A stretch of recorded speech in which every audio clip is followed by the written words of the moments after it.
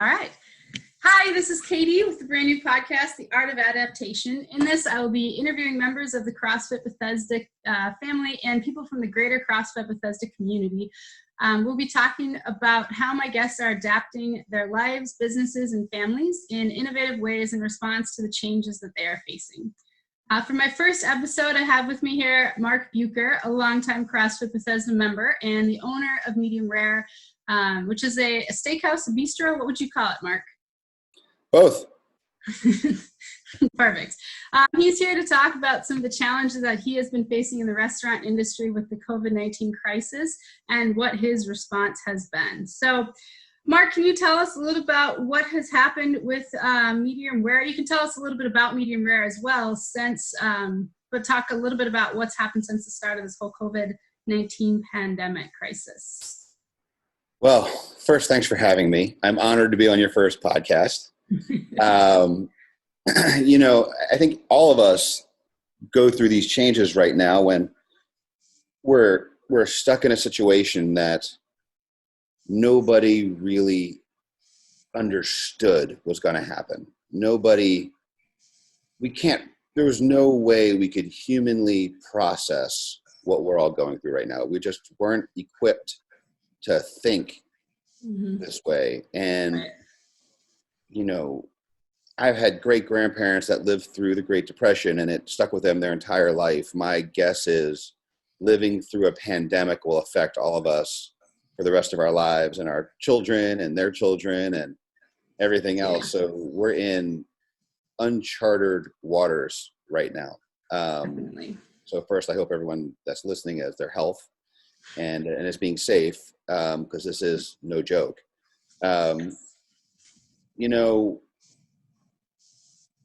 We started thinking about what does COVID-19 mean for our business probably in February, when we saw it start to creep up a little bit in China. We knew enough to think that this might actually get here. And we started reading a lot about it. And I really thought by this point we would have had a vaccine ready to go.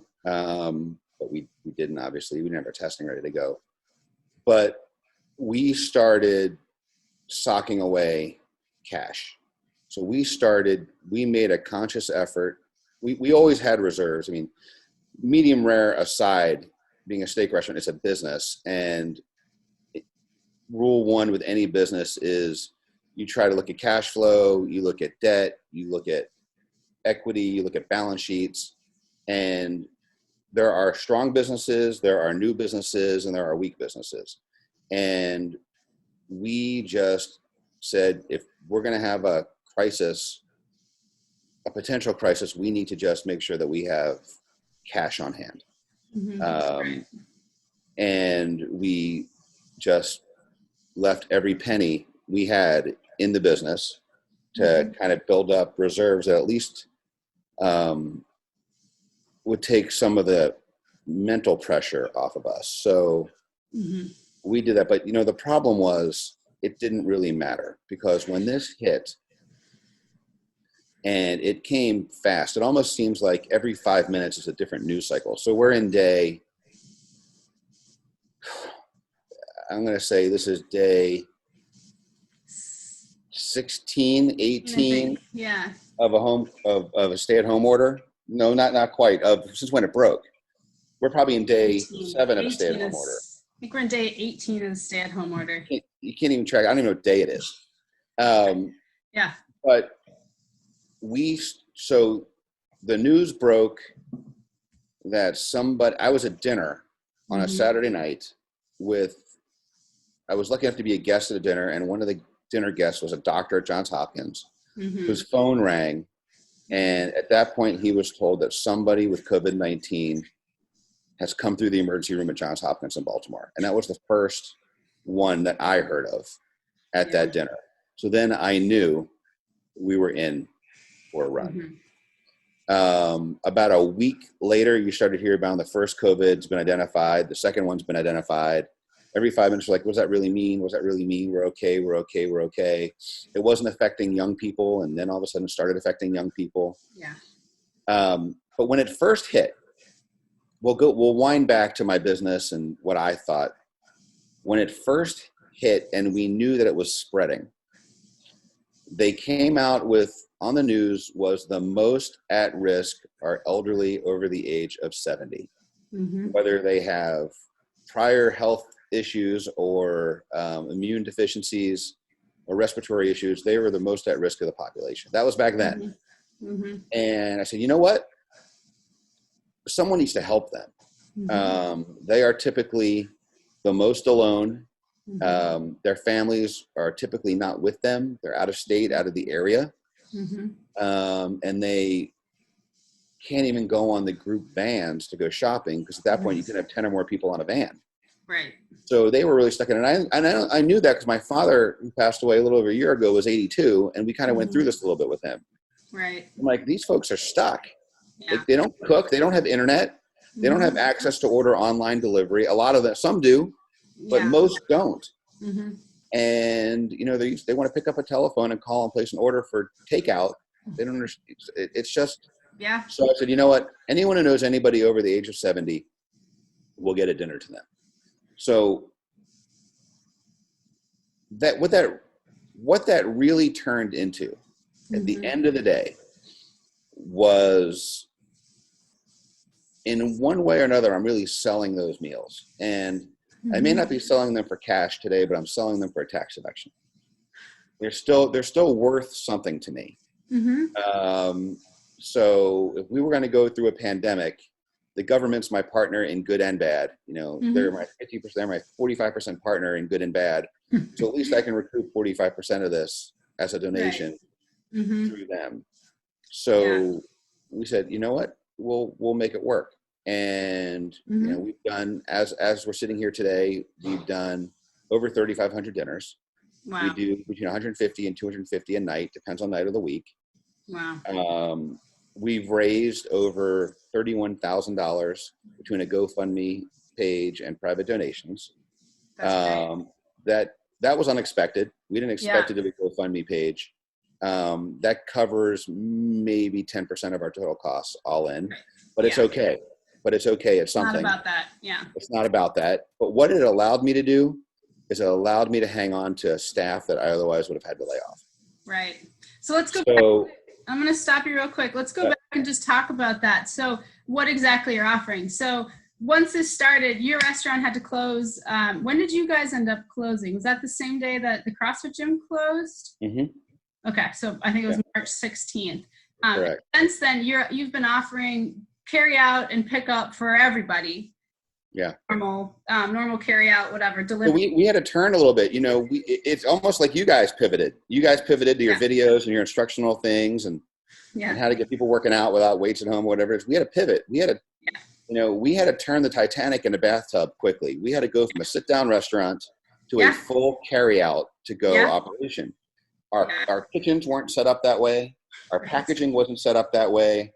Our people weren't trained that way. Right. So I had 12 hours to literally retrain everybody to pivot and make it work. And, you know, some of the big chain restaurants still haven't reopened because they haven't figured out a way to pivot yet. Yeah. But when you're entrepreneurs like we are, we tend to move a little faster than the big companies and the big bureaucracies. So we have a little bit of an advantage. So we pivoted.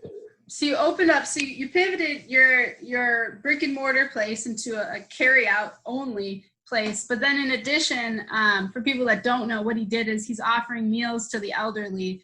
So anybody over the age of 70 can receive a free meal from them delivered anytime that they want or need it. And that's the program that we're talking about. And that's what I was wondering. That's what I wanted to ask about, where that came from. But I think you've already answered that a little bit. So your business has been, you started to touch on this, but just massively, you had to pivot. Yeah. All of your businesses overnight. Our sales volume is 20% of what it was. Yeah. And in my business, it's almost like you guys selling private instruction. In my business, I don't get the alcohol sales. And that's where you make the money. And right now we're like you guys, we're providing a public service. Yes. Just to feed people and keep people employed. Yes. And our math is we need to do $1,500 a day to keep paying our people and paying our suppliers. And that's the only watermark we're looking at right now. Yeah.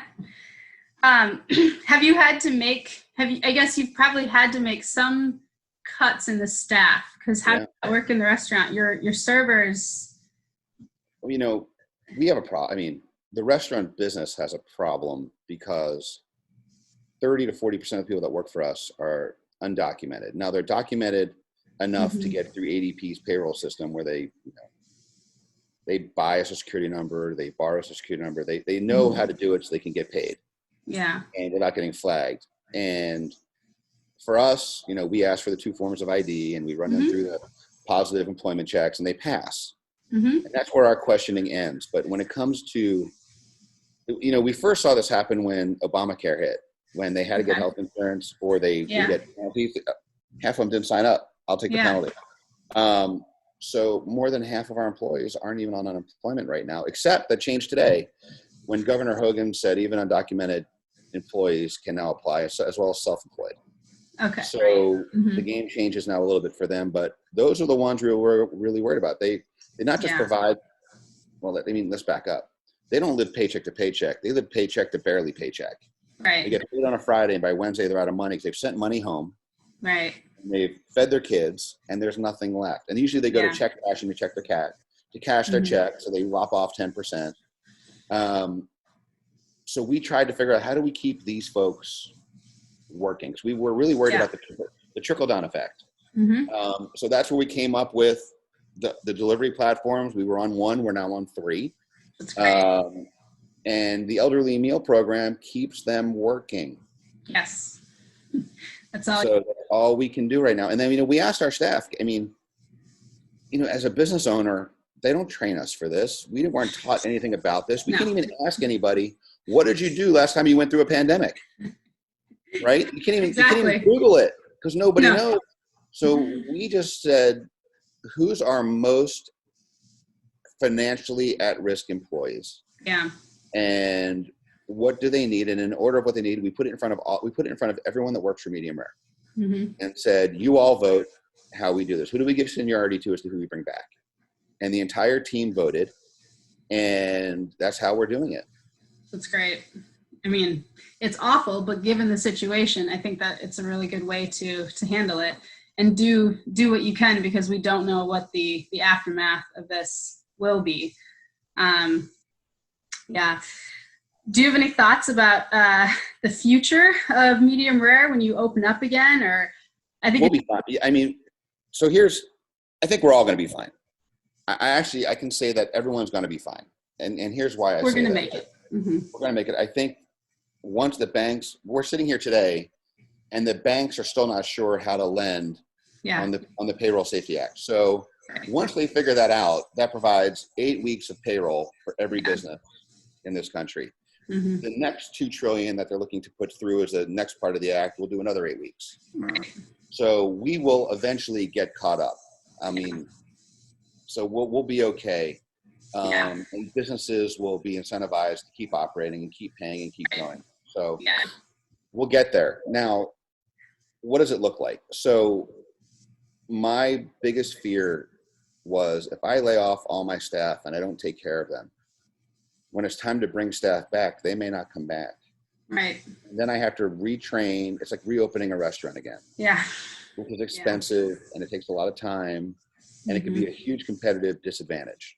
So we wanted to take care of everybody. We're continuing to pay their health insurance so they will hopefully come back when they are recalled. Now, flipping it over to the other side, a great friend of mine whispered a line in my ear 2 weeks ago. He goes, never waste a crisis. Never waste the business opportunity a crisis allows. So I switched from being on defense and I went to offense. And in my world, offense means I was going out there trying to buy as much steak as I can in the future for as low of a price as I could, because all the meat producers are scared right now. Right. So we locked in future prices on meat. We locked in future prices on dairy. We locked on future prices on eggs now. We did all that now. Yeah. We also reached out to all of our landlords to renegotiate our leases. Mm-hmm. And we reached out to other landlords saying, if you've got 3,000 square foot restaurant spaces that don't come back, call me. So That's great. we went on offense and we see what it means. But it could change in a month. If we're out for 6 months, it all changes again. Yeah. Every 5 minutes is a new cycle and a new story. So it's really what it feels like. And, you know, I'm sitting at home. I'm working my ass off, like working harder than I've worked in years. I mean, really grinding it out every day. Yes. I'm not eating as well as I used to. I'm not getting as much workouts in as I used to, if any, over the last 2 weeks. It's been all about other people and not me. Right. Which is tend to be how I get. But I mean, we'll get there. As long as everyone stays healthy, That's right. You stay healthy. One last question for you is, if people want to help out with your the free meals service that you're doing, or anything they can do to help you guys out, what can they do? Well, I mean, the big thing we need now is drivers. Okay. And some people are worried about driving because of the stay-at-home order. Yes. We actually have letters from DC, Maryland, and Virginia allowing people to drive and deliver our meals, because meals to the elderly are considered an essential service, and restaurant delivery is considered an essential service. So we need help driving and delivery. No contact deliveries. You don't see anyone. You just drop a thing on a porch and go. Early on, I mean, when we first started this, you go back, look at our Twitter feed, you'll see our delivery drivers giving people they're delivering to hugs, and it's like, you know what? Not anymore. Back then, it wasn't 6 feet apart. Yeah, it was okay. If you weren't showing symptoms, it was one thing. So, we're working on that. We've got to as I said, we've got a GoFundMe page. Every little bit helps. Right. Those will be posted in the comments to this, so they should appear on the screen right now, but they'll also be posted to the comments if you don't see them. There'll be a link for how to become a driver if you're interested, or if you know someone that might be interested in driving. And if you're interested in contributing to the GoFundMe campaign, there's a link in the comment section of this video as well. But even more important, anybody in the CrossFit Bethesda community is kind of our family, right? We kind of preach that a little bit. If anybody needs anything, just get hold of me. If you know of someone that's sick, or you know of someone that needs a meal, just let me know. We will. Well, thank you. It was great talking to you, Mark. Keep moving. If you need at-home workouts, you can tune in to our daily InstaWads live at 8 a.m. and archived to YouTube. Yeah, they just piss me off because I'm not able to do them. Anybody can do them. I do think they're great, by the way. Anybody can do them. They're infinitely scalable, up or down, depending on what you're doing. So maybe I'll see you join one of these days. I'll start bugging you about that. But if you need anything, if you know anyone that needs anything, reach out to Mark. If we can help you in any way, reach out to us. Otherwise, keep moving, you guys, and stay healthy.